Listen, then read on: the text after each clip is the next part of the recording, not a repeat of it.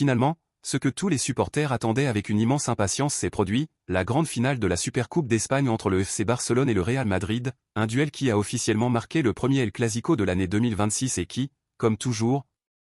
représentait bien plus qu'un simple trophée en jeu, puisque ce match devait déterminer quel club soulèverait le premier titre de l'année et de la saison, un symbole fort de confiance, de validation du travail accompli.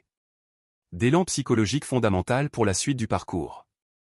Dès l'annonce de la finale, les attentes étaient extrêmement élevées, car lorsque Barcelone et le Real Madrid s'affrontent dans une décision, le monde du football s'arrête pour regarder, et cette fois encore, supporters, médias et analystes ont longuement débattu pour savoir qui arrivait le mieux préparé à ce choc décisif. En tenant compte de la forme du moment, de l'effectif, des confrontations récentes et même du facteur émotionnel qui entoure toujours ce classique. Le contexte d'avant-match, toutefois, était marqué par des avis partagés, car si d'un côté Barcelone restait sur 4 victoires consécutives dans les classiques disputés la saison précédente, de l'autre subsistait le poids du dernier affrontement entre les deux équipes, déjà cette saison, remporté par le Real Madrid. Ce qui a fait perdre confiance à beaucoup de monde et rendu le duel totalement imprévisible, surtout dans le cadre d'une finale à match unique. Malgré cela, un argument très solide jouait en faveur du club catalan, puisque lors de cette défaite récente, Barcelone s'était présenté avec de nombreuses absences, sans des joueurs clés comme Rafinha, Lamine Yamal et Joan Garcia. Des éléments aujourd'hui considérés comme essentiels tant pour leur qualité technique que pour l'intensité, l'équilibre tactique et la personnalité qu'ils apportent à l'équipe lors des grands rendez-vous, ce qui a conduit de nombreux supporters à relativiser ce résultat. Avec un effectif quasiment au complet pour la finale de la Supercoupe, une grande partie des fans a recommencé à croire que le Barça avait toutes les cartes en main pour s'imposer, contrôler le match et montrer sa véritable force face à son plus grand rival, surtout dans un contexte de finale. Dès le coup d'envoi, cette attente s'est rapidement confirmée, car dès les premières minutes, il est apparu clairement que le match serait tout ce que l'on attend d'un El Clasico décisif, avec une intensité très élevée, une ambiance électrique, des duels rugueux, des provocations naturelles et un rythme totalement fou, à la hauteur de l'affiche. La première période a été tout simplement spectaculaire, avec 4 buts inscrits et des changements constants dans le scénario du match, montrant qu'aucune des deux équipes n'était disposée à attendre ou à gérer le score, transformant les 45 premières minutes en un véritable spectacle, avec des transitions rapides, des erreurs immédiatement sanctionnées et des défenses constamment exposées. Chaque attaque semblait dangereuse, chaque erreur pouvait être fatale, et la sensation était que le match pouvait basculer à tout moment, maintenant la tension à son maximum sur et en dehors du terrain. En seconde période, le duel est resté équilibré, mais avec un Barcelone affichant davantage de contrôle émotionnel, de maturité et de lecture du jeu pour comprendre les moments du match, savoir quand accélérer, quand conserver le ballon et quand ralentir le rythme afin de calmer l'élan de l'adversaire. Le milieu de terrain est devenu plus solide, la défense a gagné en sécurité et l'équipe a su souffrir sous la pression, un élément fondamental dans des finales de cette importance.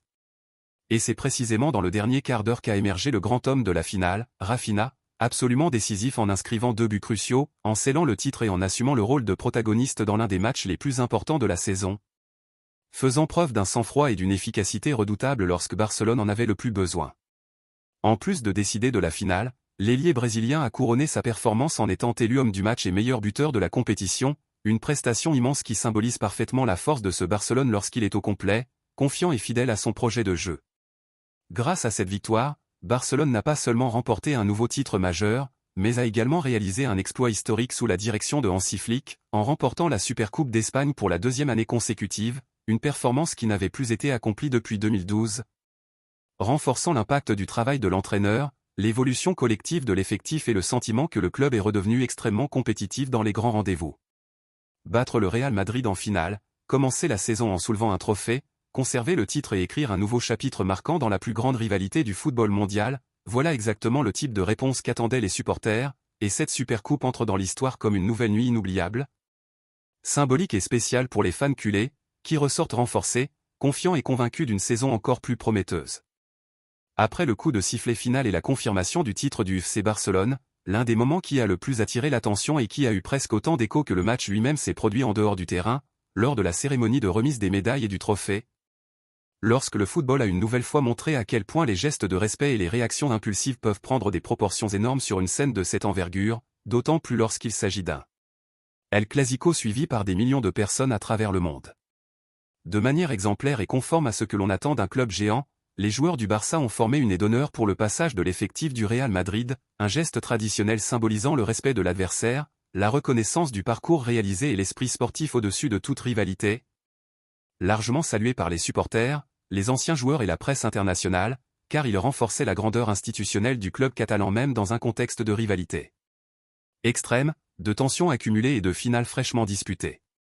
Cependant, lorsque le Real Madrid a dû rendre ce geste, la situation a pris une tournure totalement différente et inattendue, car malgré le fait que certains joueurs madrilènes aient timidement commencé à former la haie, la scène a été brusquement interrompue par une réaction très forte de Kylian Mbappé qui,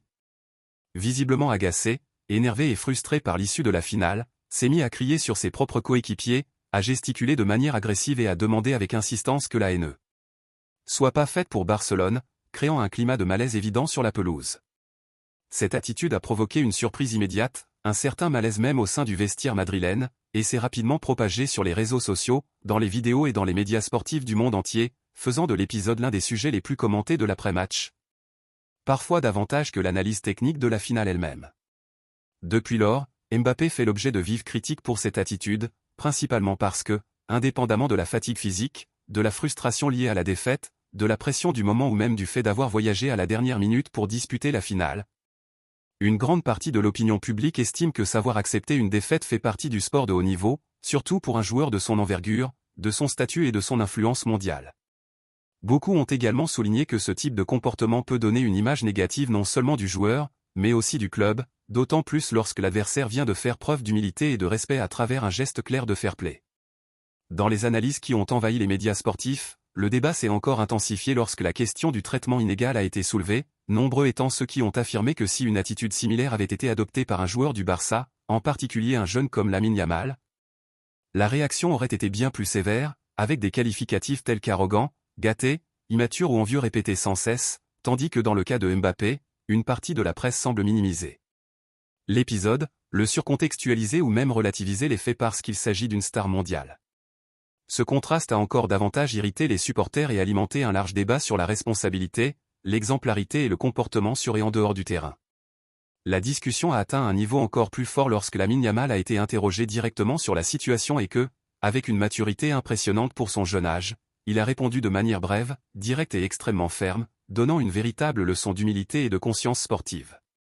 L'attaquant a déclaré qu'il fallait être humble même dans la défaite, que son propre club ne gagne pas toujours et qu'il faut en être conscient, soulignant que ce fut un match incroyable et mémorable, au cours duquel les deux équipes ont tout donné et, selon lui, mérité de gagner.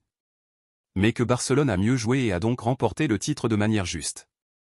Lamine a ajouté qu'il avait trouvé cette attitude inutile et a rappelé que si lui ou l'un de ses coéquipiers avait agi de la sorte, tout le monde sait très bien ce que les médias auraient dit, une déclaration qui a eu un écho extrêmement positif et qui a été perçue comme une démonstration claire de maturité,